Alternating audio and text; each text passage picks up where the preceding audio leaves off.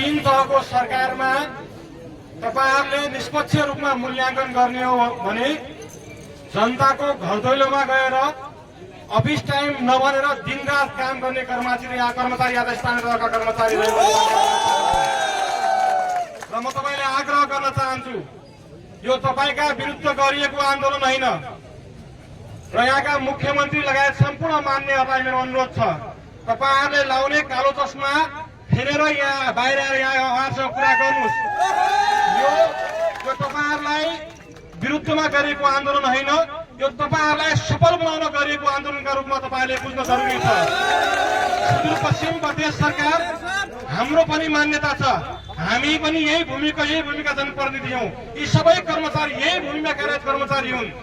यहाँका कर्मचारीहरूको पनि उद्देश्य के हो भन्दाखेरि हरेक कुरामा सुदूरपश्चिम पहिलो हुनुपर्छ मान्यता हो। तर आज 6वटा 7वटा प्रदेश मध्ये 6वटा प्रदेशले स्थानीय सेवा ऐन जारी गर्दै गर्दा सुदूरपश्चिम पुथारमा परेको भन्ने हाम्रो चिन्ता हो। त्यही भएर तपाईहरु पनि ऐतिहासिक मोडमा हुनुहुन्छ। आज आदरणीय मुख्यमन्त्री कमल शाह लगायतका मान्यहरूले भोलि इतिहासले तपाईलाई कसरी चिन्ने हो भने यो टिमले स्थानीय सेवा ऐन जारी गरेको भन्ने हिसाबले इतिहासमा तपाईलाई नाम लेखाउने यो स्वर्णिम समय छ। यसकारणले गर्दा उहाँहरू लगायत हामी सबैको माग के हो भन्दाखेरि यो मौका तपाईहरु नचुकाउनुहोस्। तपाईहरु चाँडोभन्दा चाँडो आएर यो ऐन जारी गर्ने गरी यहाँका आन्दोलनमा रहेका साथीहरूलाई बोलाएर वार्ताका माध्यमबाट उहाँहरूलाई उच्च मनोबलका साथ काममा पठाउने वातावरण सृजना गर्नुहोस् भन्ने कुरा मेरो तपाईलाई आग्रह छ। मैले पुनः भने अहिले कसैको पनि करियरमा दाग लगाउने, करियरमा मोटिभेट गर्ने काम गर्नुपर्ने हुन्छ। उहाँहरूको मोटिभेसन भनेको अहिले ऐन हो। त्यही भएर हामीले कम्ती उहाँलाई फिल्डमा खटाउँदै गर्दा त्यो ऐन जारी गरेर उहाँलाई उच्च मनोबलका साथ काम गराउने वातावरण तपाईँले सृजना गर्नुपर्ने हुन्छ। मैले भनिसके, कसैको पनि प्रोफेसनल करियरमा दाग लगाउने काम, उहाँहरूको करियरमा मोटिभेसन कम हुने काम हामीहरूले गर्नुपर्ने हुँदैन। त्यही भएर तत्काल तपाईँले ऐन जारी गर्नुहोस्। उहाँहरूलाई उच्च मनोबलका साथ फिल्डमा खटाउने काम वातावरण तपाईँले सूचना गर्नुहोस् भन्ने म उहाँलाई जानकारी गराउन चाहन्छु। आज स्थानीय सरकार सुदूरपश्चिमका 88वटै पालिका ठप्प भएको अवस्था छ। यो अहिले अन्तिम अवस्थामा छौँ हामी। यो आर्थिक वर्षको अन्तिम अवस्थामा पुगिरहेका छौँ।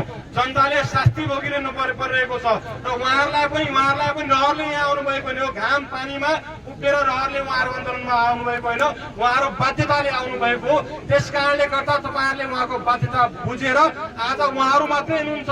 तपाईँले चाँडोभन्दा चाँडो ऐन जारी गर्नु भएन भने भोलि जनप्रतिनिधि जनताहरू सबै जानकारी गराउन चाहन्छु। यति भन्दै गर्दा अहिले तपाईहरुले हेर्नु हो भने अहिले युवा साथीहरूको आकर्षण यो घटिरहेको छ। यो सरकारी तह मैले तपाईहरुको यो ऐन नभएको कारणले गर्दा भएका साथीहरूको मोटिभेसन घटेको छ। नयाँ आउने साथीहरू पनि उहाँ इन्ट्रेस्टेड हुनुहुन्न। यो बुझ्नुपर्ने कुरा जरुरी छ। त्यसकारणले गर्दा मैले यहाँ बुझिरहेको थिएँ, अस्ति मेरै पालिकामा कार्यरत इन्जिनियर हुनुहुन्थ्यो, उहाँसँगै नाम निकालेका साथी उहाँ 6औं तहमा हुनुहुन्छ।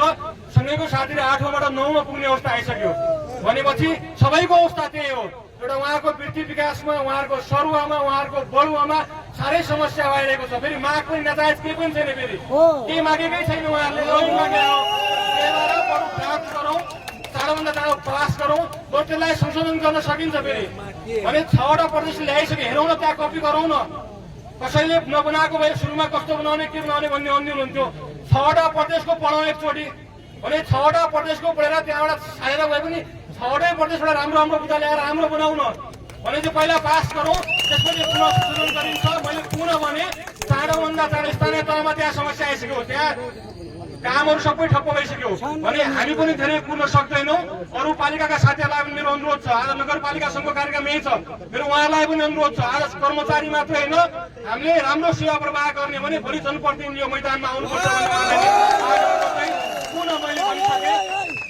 सम्पूर्ण साथीहरू, यो गर्मी रहर कसैलाई पनि छैन। हेर्नुहोस्, यो गर्मीमा, यो पानीमा यहाँ सरकारी कार्यालयको अगाडि, मुख्यमन्त्री कार्यालय अगाडि उभिएर आफ्ना कामलाई थाती राखेर कसैलाई पनि रहरले कसैले गरेकै होइन। हो त्यही उहाँहरूको बाध्यता छ, तपाईँहरूले बुझ्नुहोला भन्ने पुनः आग्रह गर्दै मैले भनिसकेँ।